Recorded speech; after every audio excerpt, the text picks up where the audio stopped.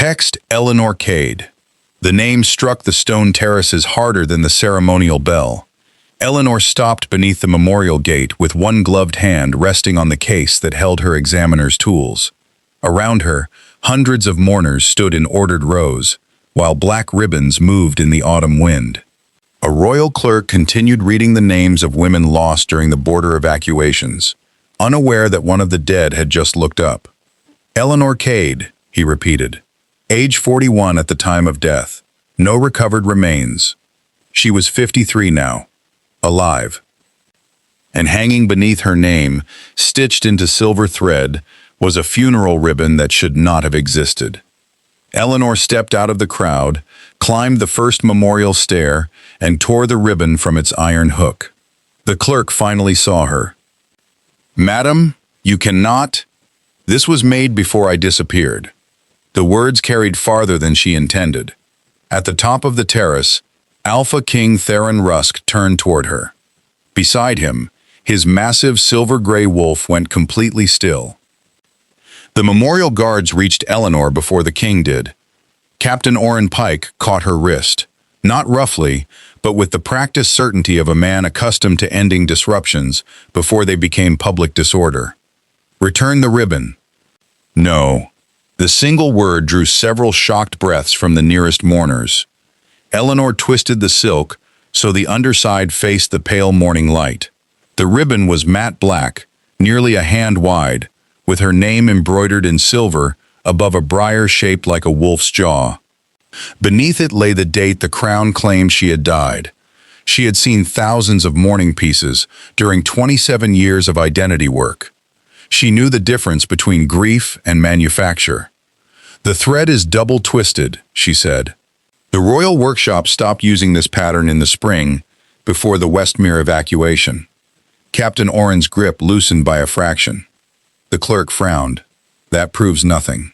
It proves this ribbon was not made after my death." A murmur spread through the lower terraces. Elinor looked past the guards and met the king's eyes. Theron Rusk was broad-shouldered and silver-bearded, dressed in black ceremonial wool without a crown. His steel-blue gaze settled first on her face, then on the ribbon in her hand. She expected disbelief. Instead, he descended the steps. "Your name," he said. "Elinor Cade." The old name felt strange in her mouth. Too intimate for a public place. Too dangerous after 12 years beneath another identity. Theron stopped several feet away. "State one fact no registry could give me." It was almost the question she asked others when records and living memory disagreed. Elinor studied him more carefully. "My mother hid peppermint drops inside a flour tin because my father hated the smell. After she died, I kept buying them and pretending they were for visitors." No one laughed. The king's gaze did not leave hers. "You claim the crown declared you dead while you were alive. I claim someone prepared to declare me dead before I vanished." The difference mattered. Theron understood that. She saw it in the way his attention sharpened. Behind him, the wolf moved. Argent was enormous, even for a royal wolf, with pale blue eyes, a dark muzzle, and one torn ear. He descended 2 steps, then stopped at the threshold beneath the memorial arch. Theron glanced back. Argent. The wolf did not move. The command came again, quieter this time. Argent lowered his head, not in submission, but toward the flagstones. His nostrils flared. One paw lifted and settled firmly behind the threshold line. He refused to cross. Mourners began whispering openly. Lady Sabine Aurel stepped from the royal delegation. At 61, she carried age-like authority, with silver hair pinned beneath a severe black veil, and the white insignia of the Royal Continuance Office at her throat. "My king," she said, "the ceremony should continue. This woman may be distressed or confused." Elinor looked at her. Sabine's face did not change, but she had not called Elinor a liar. Theron held out his hand. "Let me see the ribbon." Elinor closed her fingers around it. "No." Captain Orrin shifted beside her. The crowd's unease rose another degree. Theron did not reach again. "You removed royal property from a memorial. It bears my name." The registry says that name belongs to a dead woman. Then the registry can make its claim before I make mine. Something faint altered in his expression. Not amusement, respect perhaps, though Elinor had learned not to trust respectful silence from powerful men. She opened the narrow leather case at her side and removed a small brass lens. "May I examine the embroidery here?" Theron looked toward Sabine. She answered before he could speak. "All memorial ribbons are produced after certification of death. The workshop records will confirm it." "That was not my question," Elinor said. Sabine turned to her. "You are addressing the Alpha King's continuance director. I am addressing the woman responsible for the records that say I do not exist." The wind lifted the loose end of the ribbon between them. Theron raised one hand. The clerk stopped speaking. The ceremonial musicians lowered their bows. Even the bell attendant froze beside the great bronze rope. "The procession is suspended," Theron said. Sabine's head turned sharply. "My king, nearly 4,000 citizens have gathered. Then 4,000 citizens will witness whether their memorial is accurate." His voice was not loud. It did not need to be. Elinor set the ribbon against the pale stone ledge and bent over it with her lens. The silver thread showed age in a way the eye alone could not detect. Tiny fractures ran along the outer twist. Near the final letter of her surname, a knot had been hidden beneath the embroidery. She lifted it with a narrow pick. A tiny loop appeared. Thomas Wren had once taught her that royal mourning workers used concealed loops to identify production batches when public markings would disrupt ceremonial design. This one held 2 turns left, 1 right. Elinor straightened. "I need the workshop master." Sabine's reply came too quickly. "The mourning workshop closed 9 years ago. The man who ran it is alive." "You seem very certain." "I restored his sister's widow status after your office classified her husband as living for 6 years after his burial." A few people in the crowd murmured recognition. Theron looked to Captain Oren. "Bring Thomas Wren to the old workshop. Preserve every surviving record." Sabine stepped closer. "Those materials fall under my office. Not until this claim is resolved." "And the woman?" Elinor saw the question for what it was. Not concern over her comfort. A test of who controlled her next movement. Theron looked at her. "You will come to the palace claims chamber." "I will not." Captain Oren stared at her as if she had refused gravity. Theron's expression remained still. "Explain." "My current name, residence, and professional authority are protected under emergency identity law. I will not enter royal custody or surrender my papers while the crown is deciding whether I am permitted to be alive." "I did not say custody." "You arrived with guards. So did 3,000 mourners." A dry answer. Controlled. More human than she expected. Elinor closed her case. "I will submit a formal restoration petition in a public claims chamber. I will retain the ribbon. Any protection assigned to me will follow written conditions. No one searches my room, reads my correspondence, restricts my movement, or speaks to my family without my consent." Sabine's mouth hardened. "You are in no position to dictate terms. I am an identity restoration examiner in good standing. You are claiming to be a dead citizen. Those 2 positions cannot coexist." There it was. The danger had finally become precise. If Sabine forced the contradiction into an official ruling, Elinor could lose not only her old name, but the professional life she had built under the new one. Theron turned toward the lower terraces. "Captain, clear the eastern claims chamber. Keep it open to public observers. No search, no seizure, no contact with her family." Sabine stared at him. Theron added, "Put the conditions in writing." For the first time since hearing her name, Elinor felt the ground beneath her become slightly less uncertain. Then Argent struck the stone. The sound cracked across the terrace. The wolf had lowered both forepaws against the threshold. His claws dragged through the ceremonial runner, tearing black fabric away from the base of the memorial gate. Captain Oren stepped toward him. Argent bared his teeth. Not at the captain, at the stone. Theron moved down one step. What do you smell? The wolf pressed his muzzle to a narrow seam between two flagstones and gave a low, unsettled sound. Elinor crouched several feet away. Beneath the scents of rain-dark wool, lamp smoke, flowers, and the gathered crowd, something faint reached her. Old ash, metal, and black dye. Sabine spoke behind them. Royal wolves often react to burial grounds. There are no bodies beneath this gate, Elinor said. Sabine's eyes settled on her. No confirmed bodies. The phrase was careful enough to make Elinor look up. Argent clawed again. A corner of the ceremonial runner peeled back, revealing a metal edge no wider than a fingernail. Captain Oren bent toward it. Sabine caught his shoulder. Do not disturb a consecrated foundation. Theron's face changed. Only slightly, but Elinor saw the conflict. Ceremony against evidence, stability against uncertainty. He had built his public reputation on ending disputes swiftly. Everyone in Greyhaven knew it. Theron Rusk heard competing claims, selected the cleanest version, and made it law before conflict could spread. Now his wolf had found something beneath a monument built on those decisions. Preserve the site, he ordered. Sabine's hand fell from Oren's shoulder. Theron looked at Elinor. Claims chamber, now. This time she went. Not because he had commanded it, because the hidden metal beneath her memorial had made leaving impossible.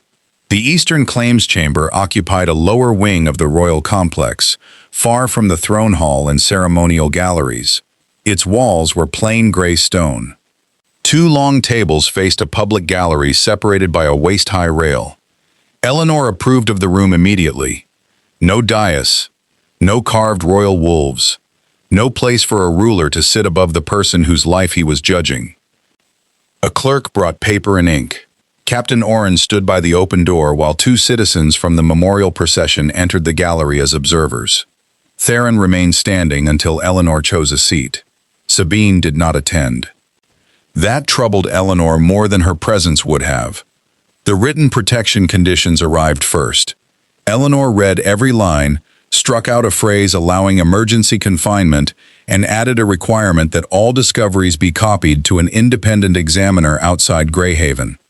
Theron watched her edits. You expect me to imprison you. I expect institutions to use whatever authority frightened people give them. And do you consider me frightened? I do not know you well enough to decide. His eyes held hers for a moment. Fair. The clerk placed a restoration form before her. Current legal name, birth name, date of death being disputed. Elinor's pen hovered over the page. For 12 years, she had lived as Elinor Vane under an identity issued at an evacuation station. It had allowed her to work, rent rooms, cross pack borders, and rebuild a life without explaining the night Westmere burned. Signing Elinor Cade now would connect those lives. It might also destroy both. She wrote the name anyway. Theron took the completed form but did not sign it. Tell me what happened when you disappeared. I was assigned to verify evacuation lists after a border attack. 3 days into the work, someone replaced my travel order. I was sent west instead of south. The carriage overturned near the coastal road. An accident? I thought so. And after? The driver was dead. My papers were gone. A continuance officer found me before local guards did. Theron leaned one hand against the table. Which officer? She called herself Mistress Vale. The name produced no visible reaction. The office issued you a replacement identity? Yes. I was told Westmere records had burned, my family had scattered, and returning under my birth name might expose me to the men who attacked the evacuation convoy. You accepted that? I had a broken shoulder, no papers, and no proof of who I was. The words came out colder than she intended. Theron did not defend the system. Why did you never petition to reclaim the name? I did, twice. The clerk looked up. Theron's attention sharpened. When? 11 years ago and again 8 years ago. Both petitions were returned without review. By whose authority? The continuance office. Neither of them spoke Sabine's name. The chamber door opened. Thomas Wren entered carrying a wooden box against his chest. He was lean, stooped slightly at the neck, with ink stains still embedded in the skin around his nails despite 9 years away from the morning workshop. He saw Elinor and stopped. Then he saw the ribbon on the table. His face lost color. "Where did you get that?" "From my memorial." Thomas set the box down too carefully. "That is not possible." Elinor slid the ribbon toward him. He did not touch it. Instead, he bent close to the hidden batch knot she had exposed. "Two left, one right," he whispered. Theron moved nearer. "What does it mean?" Thomas looked at Elinor. "The pattern identifies a special commission." "What kind?" "A pre-need batch." The public observers shifted behind the rail. Elinor kept her voice level. "Explain.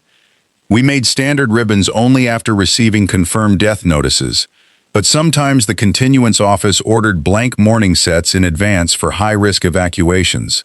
Names were added later." He looked again at the silver letters. This one was not blank. Elinor's pulse thudded once in her throat. "How long before my recorded death was it made?" Thomas opened his box and removed a narrow book of workshop marks. He turned several fragile pages, then stopped. His finger settled on one entry. 6 weeks. The clerk inhaled sharply. Theron remained motionless. Thomas continued, almost apologetically. The order contained 17 names. "Do you remember them?" Elinor asked. "No. We were required to surrender the list." "To whom?" Lady Sabine's predecessor signed the commission. Lady Sabine collected the finished ribbons herself. The old black silk lay between Elinor and the king. It no longer represented a bureaucratic mistake. It represented intent. Theron looked down at the restoration petition bearing Elinor's living hand and the funeral ribbon prepared before her disappearance. Then the chamber bell rang from the memorial grounds. Once, twice, a third time. Captain Oren entered before the echo faded. "My king." Argent uncovered a sealed row beneath the gate. Theron turned. "What kind of row?" "Metal identity tokens." Elinor stood. Oren's expression told her the discovery was worse than hidden records. "How many?" she asked. "Dozens." He looked directly at her. "The first one carries your name." Tex Theron reached the memorial grounds before the fourth bell. Elinor followed with Thomas and Captain Oren close behind. The procession had dissolved into tight clusters of frightened citizens held beyond the lower terrace by royal guards. No one was singing now. No one had left. Argent stood at the torn threshold with both forepaws planted beside the narrow opening he had made. Rain had begun to darken the pale stone, but the wolf did not move from the exposed metal beneath it. Theron knelt. The first token was oval, no larger than his palm, made of tarnished silver with a small hole drilled through one end. A name had been stamped across its face. Elinor Cade. Below it was the same date stitched into her funeral ribbon. Elinor took a breath through her nose and let it out slowly. "Do not lift it yet." Theron stopped before his fingers touched the metal. She opened her tool case and removed 2 waxed cloths, a narrow brush, and a pair of flat-tipped tongs. Captain Oren glanced toward the watching crowd. "We should clear the grounds." "No," Elinor said. Theron looked at her. "If the tokens disappear into royal custody before anyone else sees them, the public will believe whatever version survives." Sabine had arrived at the upper terrace. Her black veil snapped once in the wind as she crossed toward them. "You are allowing a disputed claimant to direct the handling of consecrated materials," she said. Elinor did not turn. "I am preventing contamination." Sabine's gaze shifted to Theron. "My king, the Foundation is protected under continuance law. Then continuance law can watch while an examiner preserves what your office failed to disclose." The answer landed without force, but Sabine's face tightened. Elinor laid one cloth beside the opening. "Captain, Record the order of removal. Tomas, confirm whether the metalwork matches memorial commissions. No one cleans anything. Theron stepped back. Not far. Just enough to give her the space she had demanded. It was the first time Elinor saw him follow her rules without trying to improve them. Argent lowered his head beside her shoulder. His breath warmed the edge of her glove, but he did not touch the token. "You found it," she murmured. The wolf's pale eyes shifted toward the darkness beneath the stones. There was more. Oren widened the opening one slab at a time, while Elinor documented each position. The tokens had been arranged in a metal channel beneath the gate, each separated by black cloth gone stiff with age. 12 became 27. 27 became 43. Some bore names Elinor recognized from the memorial. Others carried names that did not appear anywhere above ground. Tomas examined the stamped edges. "These were made in the morning workshop," he said. "Same dyes, same silver mix." "Were they burial markers?" Theron asked. "No. Identity tokens.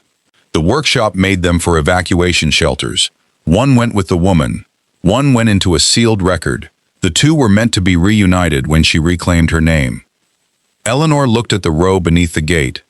"Then why bury one copy here?" Sabine answered. "To preserve proof." Everyone turned toward her. She descended the final steps with controlled care. During the border evacuations, women arrived without witnesses, papers, or family support. Some were pursued by husbands, creditors, or rival packs. The continuance passage separated them from their former identities until danger passed. Theron rose. "You knew these were here. I knew identity safeguards had been placed beneath the memorial. I did not know Argent would damage a consecrated threshold to expose them publicly." Argent's ears flattened. Elinor studied Sabine. "Safeguards are useful only if the women can retrieve them." "They could." "Could I?" Sabine said nothing. That silence answered more than denial would have.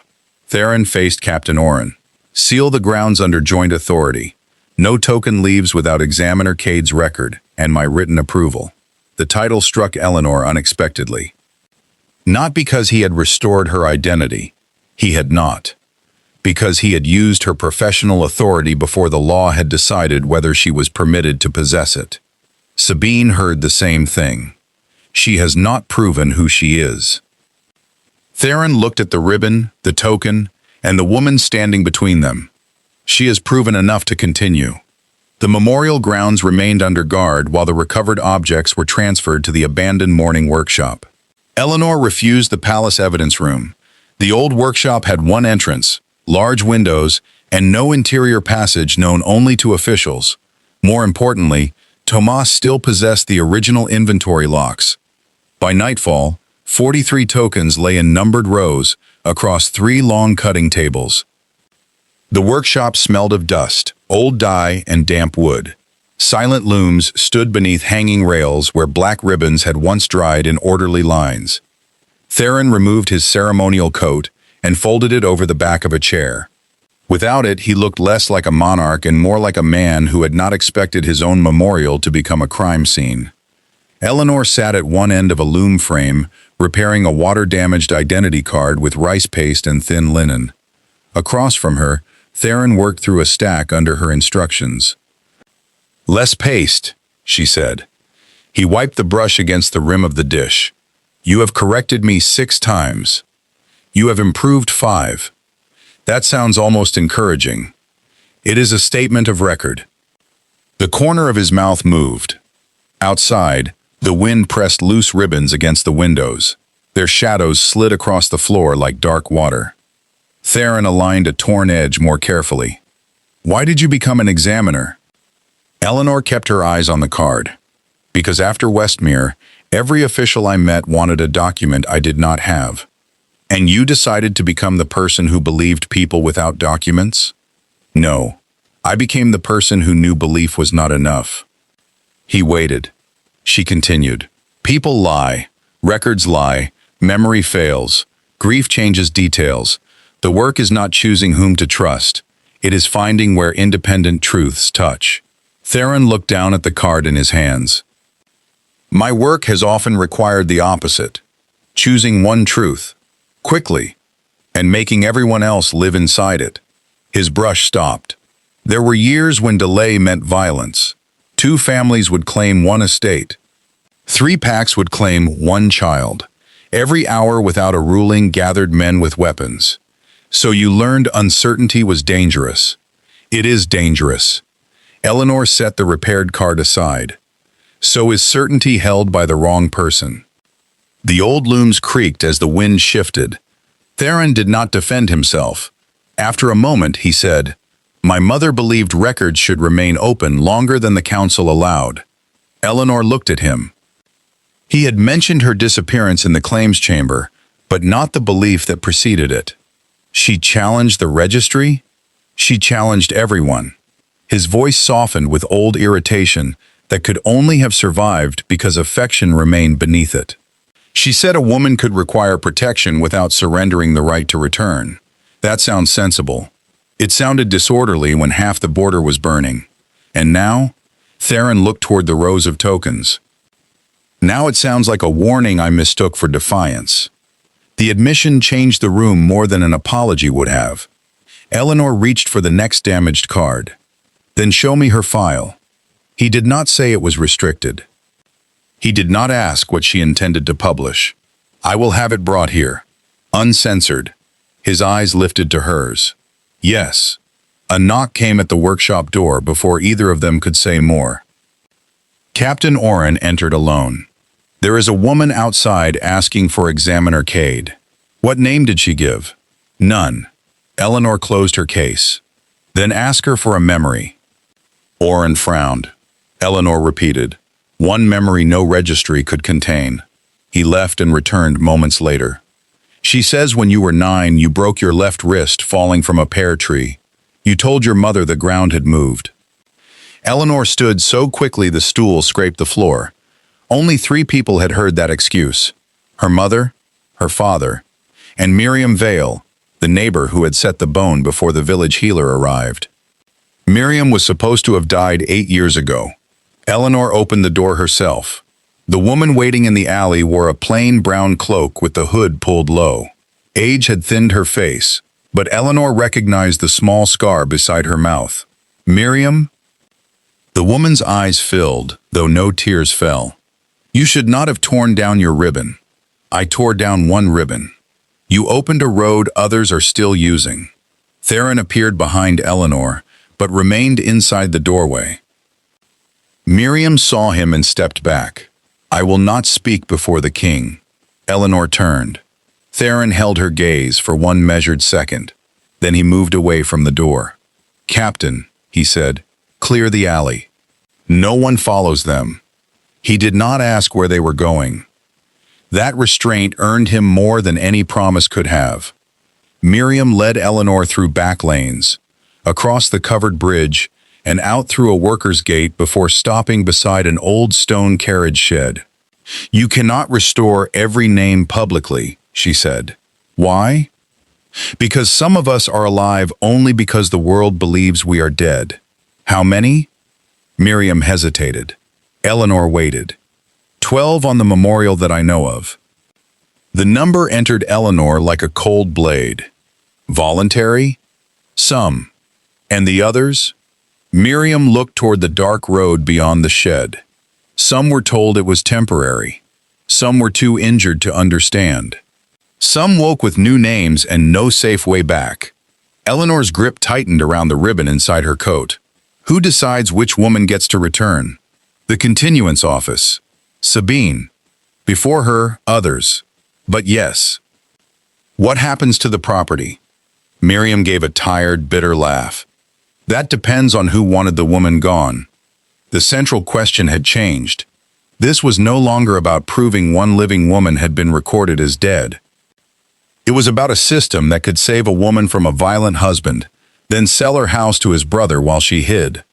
Miriam touched Elinor's sleeve. You must stop the memorial excavation. No. Then women will run. The active route will close. Men who have searched for years will learn which names were protection names. I can separate forced erasures from voluntary concealments. With what authority? Yours has already been questioned. Elinor had no answer. Miriam lowered her voice. There are women at a sanctuary house north of the Salt Road. They will speak to you, but not to the crown. Take me. Not until you decide what matters more, your old name or their current lives. The cruelty of the choice lay in how cleanly it was stated. Elinor could press her petition now. The ribbon, the token, and Tomas's records might restore her identity before Sabine buried the evidence again. But a public ruling could force the continuance office to open linked files. Those files might contain routes, replacement names, children, and addresses. She thought of her family accepting compensation before she officially disappeared. She thought of 12 women listening for footsteps outside whatever homes they had managed to build. When is the memorial foundation scheduled to be sealed? She asked. After the final week of name ceremony, 8 days from now. Elinor looked back toward the distant lights of Greyhaven. I will delay my petition. Miriam searched her face. You may lose your chance. I know. And the king? He will be told only what the women consent to tell him. Miriam nodded once. It was not gratitude. It was permission. The sanctuary house stood beyond the Salt Road, hidden behind an abandoned wool mill where the sea wind erased tracks from the open ground. Elinor entered alone. 6 women waited in a long kitchen. None introduced herself by the name on the memorial. Elinor did not ask for it. She sat at the table, placed blank paper before each woman, and said, "Tell me the name you choose to use today. Then tell me one memory no office has the right to own." The first woman spoke of a blue cup her daughter had broken and hidden beneath a pantry board. The second remembered a song her sister sang off-key while washing sheets. The third said nothing for nearly 10 minutes, then described the smell of cedar soap on the morning she was told she had died. By dawn, Elinor understood enough to be frightened. The continuance passage had not begun as theft. It had been built during war to separate identity from location. One record preserved the woman's past. Another allowed her to live safely. Neither was supposed to replace the other permanently. But someone had discovered that a legally dead woman could not claim land, challenge a marriage, testify against a noble, or ask why her children had been reassigned. Protection had become ownership. Elinor returned to the morning workshop after sunrise. Theron was waiting beside a sealed gray file. He looked at the exhaustion in her face, but did not ask where she had gone. "My mother's record," he said. He pushed it across the table without opening it. "No conditions?" "1." Elinor's hand stopped above the seal. "What condition?" "That if it proves she harmed these women, you do not soften the truth for my sake." Elinor looked at him for a long moment. Then she broke the seal. Inside were the original continuance designs, written in Theron's mother's hand. The system had been hers, not Sabine's. Not an anonymous wartime committee's. His mother had created the legal separation between name, location, and property to save women escaping powerful families. At the bottom of the final page, beneath a faded wolfbriar mark, she had written one warning. No protected identity shall become a permanent death without the woman's witnessed consent. Elinor read it twice. Theron stood across from her, the color gone from his face. "My decrees removed that requirement," he said. "You replaced witness consent with emergency certification. I was told the old process caused delay. It did. And people died during delays. Yes." The word did not absolve him. That was what made it honest. Theron looked toward the black ribbons hanging above them. "I made one truth easier to impose, and made return almost impossible." The silence between them was no longer hostile.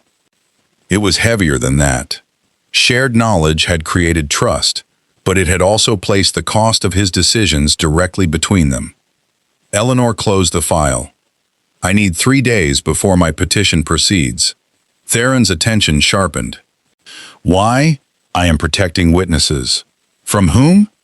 From everyone who believes access is the same as authority. His expression tightened.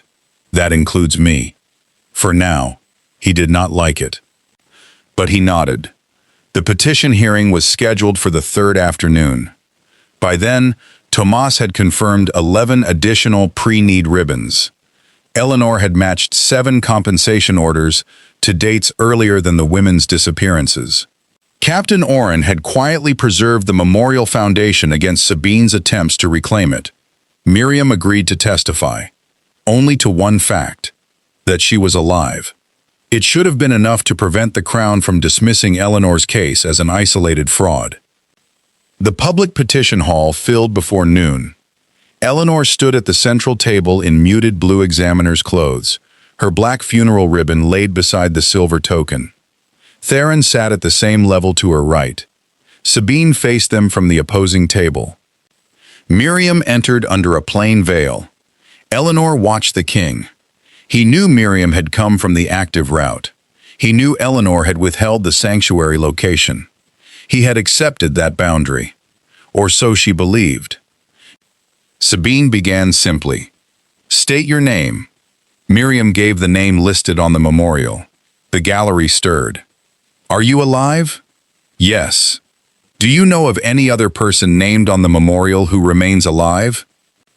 Miriam looked at Elinor. The pause was too long. "No." Elinor's stomach dropped. Sabine turned toward the officials. "One disputed woman supports another, yet cannot confirm a broader system. We have an irregular wartime case, not institutional corruption." Elinor rose. "Miriam, before today, did you tell me?" Theron's voice cut across hers. "The witness has answered." Elinor turned to him. His face was controlled, but she saw the decision already made. "You know that answer is incomplete." Theron looked at the presiding registrar. "The Crown accepts Miriam Vale as a truthful witness within the limits of her statement." The words struck harder than accusation. He was validating the lie. Elinor lowered her voice. "You agreed not to use protected information without consent. I am not using it. You are using my case to protect it." Sabine requested an immediate ruling. The registrar withdrew for less than 20 minutes. When he returned, Elinor knew from the papers in his hand that Theron's certification had given him the clean official truth he needed. Elinor Cade's restoration petition is denied, pending proof independent of coordinated witness testimony. Her examiner's license is suspended due to unresolved identity status. Until further review, any use of the Cade name constitutes impersonation of a deceased citizen. The public gallery erupted. Some called her fraud. Others demanded the memorial excavation be closed. Elinor did not look at Theron again. She gathered the ribbon and token, but a clerk stopped her. "Those are now disputed royal evidence." For one terrible second, she nearly fought him for them. Then she saw Captain Oren at the side door. He gave the smallest possible shake of his head. "Not here." "Not yet." Elinor released the objects. Outside the petition hall, Theron followed her down the steps. "Elinor?" She stopped, but did not turn. "The active route was compromised," he said. Sabine had men watching Miriam. "If the others were confirmed publicly today, you decided I was the safer woman to erase." "No. That is exactly what you decided. I bought them time. With my name. My license. My credibility." His silence was answer enough. Elinor faced him then. "You may have saved 6 women today. I will not pretend that does not matter." Relief flickered across his face too soon. She continued, "But you used the same belief that built this system, that one person with enough authority may choose which woman disappears for the good of the others." The relief vanished. "I had no clean choice." "Neither did I. That was why the choice involving my life belonged to me." Theron did not reach for her. He did not ask forgiveness. That restraint might have mattered on another day. Not this one. Behind them, the memorial bell rang once.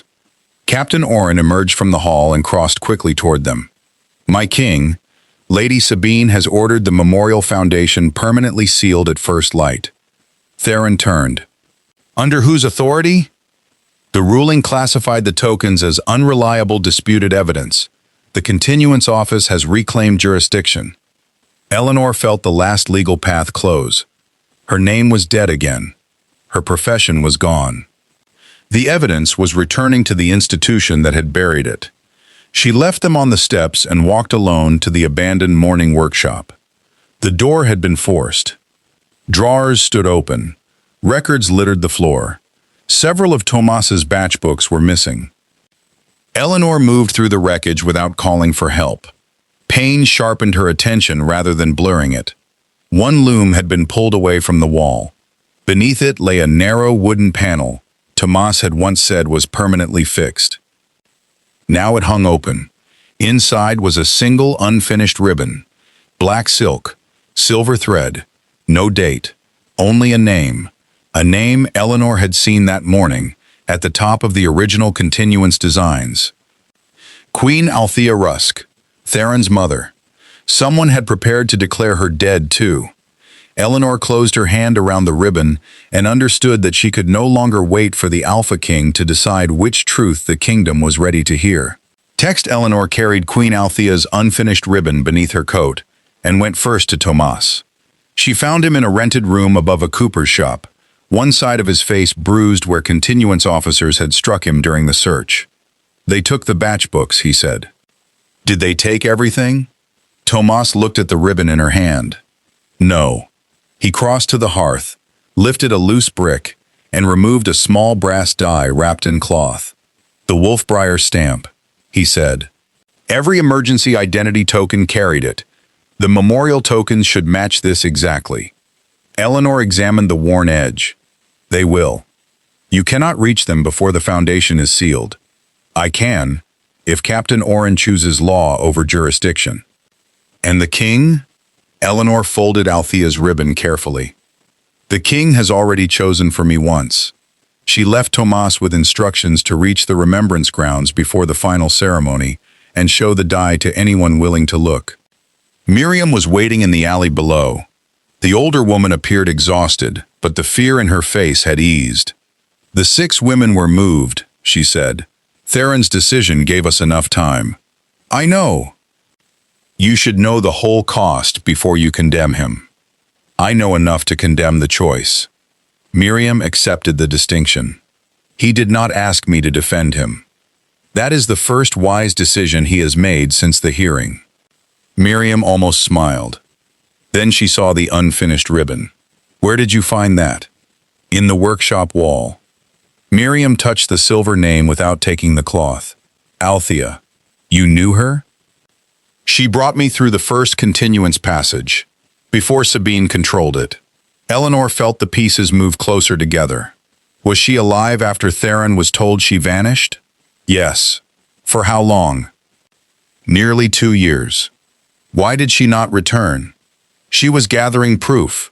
Women were disappearing without consent, and their estates were being transferred before anyone could challenge the deaths. What happened to her? Miriam looked toward the royal hill. She went beneath the memorial gate with the original identity tokens. She intended to reveal them during the week of names. And Sabine stopped her. I never saw Althea again. The torn runner. Argent's refusal. The scent beneath the stone. Elinor understood why the wolf had reacted before anyone else. Argent had known Althea. Theron's mother had touched those tokens.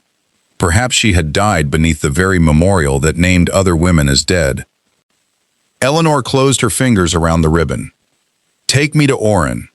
They found the captain in the old guard barracks, standing over a written order bearing Sabine's office seal. He read Althea's name and sat down heavily. I guarded the lower passage the night she disappeared, he said. Elinor waited. She told me the king would understand once he saw the evidence. Theron was young, newly crowned. The border was collapsing. I believed Sabine when she said the queen had become unstable from grief. You let Sabine enter the passage? Yes. And after? Sabine emerged alone. Oren looked older than he had that morning. I spent 20 years calling obedience loyalty. Elinor placed the unfinished ribbon on the table. You can call it something else tonight. The memorial foundation would be sealed at sunrise. The public rededication began 1 hour later. That left only darkness.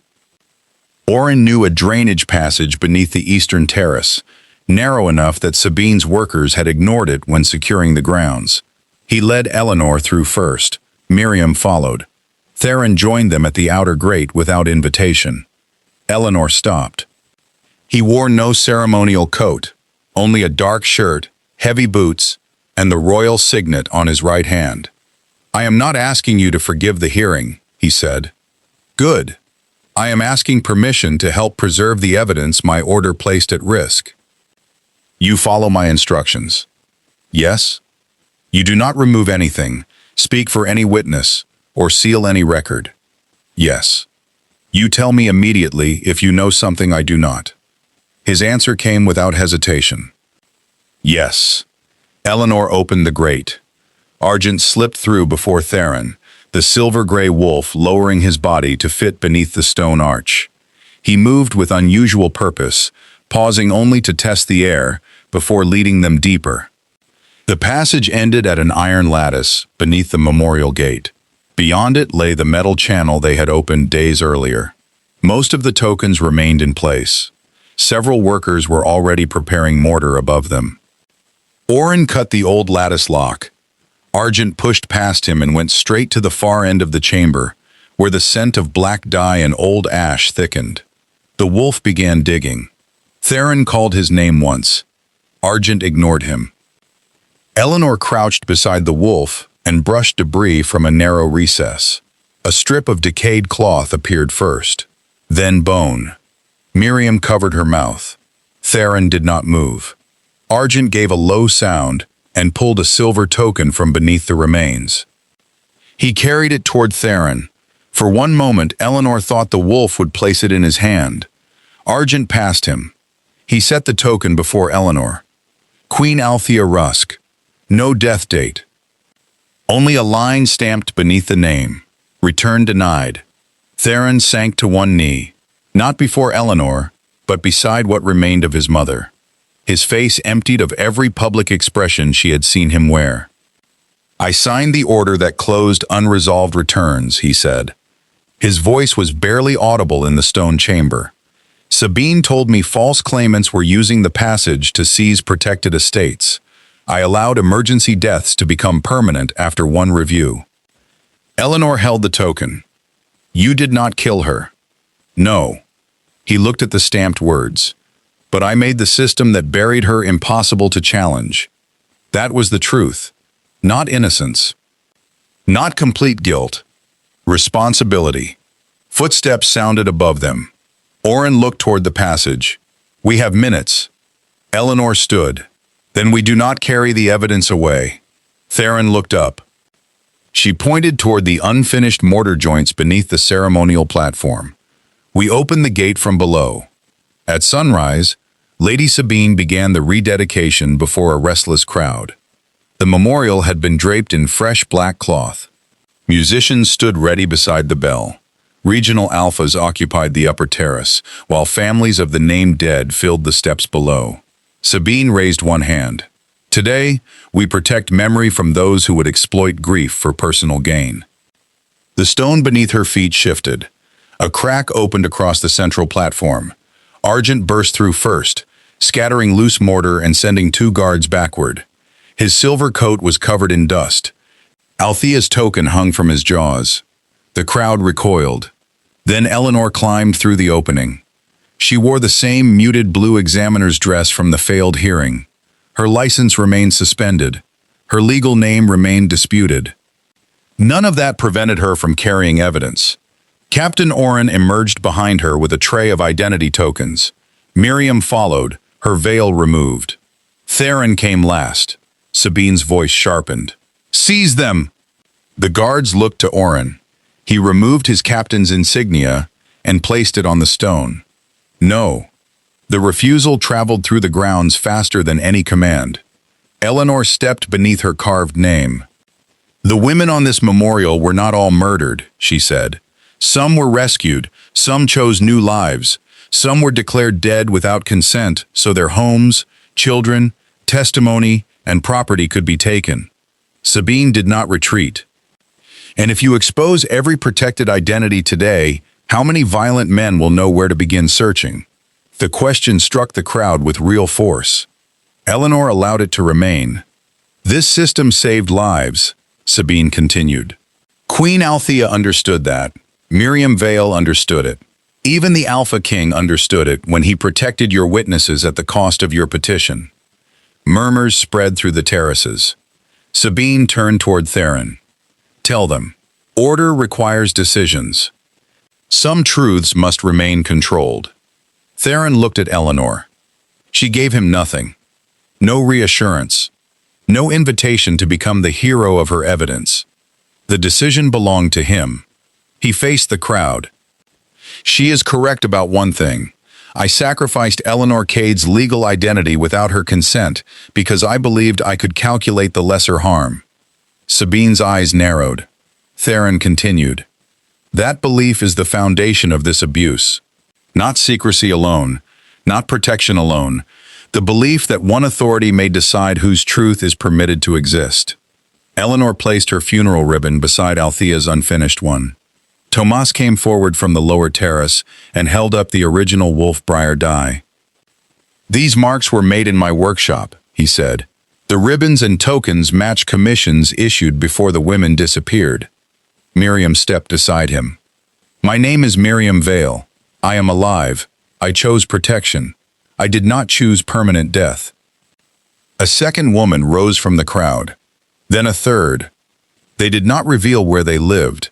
They did not offer replacement names. Each spoke only the identity she consented to reclaim. Sabine watched control move away from her one witness at a time. You are creating chaos, she said.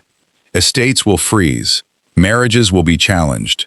Children will lose the families who raised them. Some will, Elinor said. Others will regain mothers they were told to mourn. Justice will not be simple enough to fit your office. What do you propose? Public exposure of every record? No. Sabine hesitated. Elinor lifted one of the tokens. Each woman decides. Public restoration, confidential restoration, or a protected legal link between the name she lost and the life she has built. You cannot administer such contradictions. We can, if control belongs to the person living them. The words carried across the terraces. Theron removed the signet from his right hand. It was not a crown. It was smaller and more dangerous. With that ring, he had certified death, citizenship, inheritance, and belonging. He placed it on the evidence table. I am transferring final authority over identity restoration, death certification, and continuance protection to an independent assembly led by the women affected. Sabine stared at him. You cannot surrender a hereditary royal power during a ceremony. I created that power by decree. He unfolded a document Oren had carried from the chamber. I can end it the same way. He signed. The royal clerk refused to receive the paper. Tomas did. Then Miriam. Then Elinor, not as beneficiary, but as the first appointed examiner pending election by the survivors. Sabine's voice turned quiet. The kingdom will remember you as the ruler who weakened the crown. Theron looked toward his mother's token in Argent's jaws. Then the kingdom will remember accurately.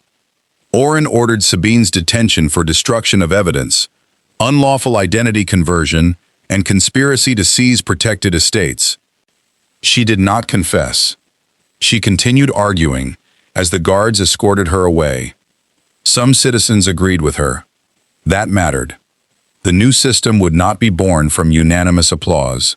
It would have to survive fear, lawsuits, disputed families, and painful choices no ceremony could resolve. But the memorial gate remained open. Forced death certifications were suspended that day. Property transfers connected to predated ribbons were frozen. Women in active hiding were given independent advocates before any records could be opened. Elinor's identity was restored before sunset. Her license required no restoration. The ruling declared it had never been lawfully removed. Theron did not approach her during the celebration. He stayed with the workers recovering Althea's remains from beneath the gate. Weeks later, the first identity assembly met inside the renovated morning workshop. The looms remained. Elinor had insisted on that. They were reminders that the same hands could manufacture grief or repair what had been torn, depending on who controlled the pattern. Survivors filled the long tables. Some wore old names, some used new ones. Some allowed both to be recorded behind sealed protections. Elinor stood at the central desk in charcoal gray, with a narrow sash woven from silver thread, donated by the women themselves. Theron sat on a public bench. No private entrance. No vote. The royal signet had been sealed in a glass case inside the assembly archive, marked as an instrument of historical authority rather than living law. When the first restored certificate was placed before Elinor, she took out her black funeral ribbon. She removed the silver embroidery one careful strand at a time. The silk remained black. She did not try to make mourning beautiful. She used the silver thread to bind the certificate. Theron approached only when the witness line was ready. He signed beneath her name without title. Elinor examined the mark, then looked at him. "You followed every condition. I intend to continue. That is not forgiveness. I know. And it is not permission to make private decisions for me because you believe the cost is necessary. I know that too." She studied the man who had once believed one official truth could protect a kingdom from disorder. Now he stood inside a room built to hold contradictions without erasing the people who carried them.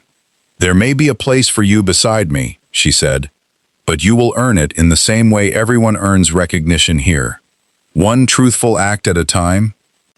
One witnessed act at a time." His smile was restrained, almost careful. It was enough. Elinor turned to the woman waiting across the desk. "What name do you choose today?" The woman answered. Elinor wrote it down. Behind her, the black ribbon that had once announced her death rested inside a clear evidence case. Before her lay a living certificate bound with its silver thread. And on the witness line, beneath Elinor Cade's restored name, the Alpha King's signature carried no power greater than the truth she had chosen for herself. Do you believe protection is still protection when the person being protected is denied the right to choose? Share your thoughts and subscribe for more stories of mature love, wolves, justice, and second chances earned through action.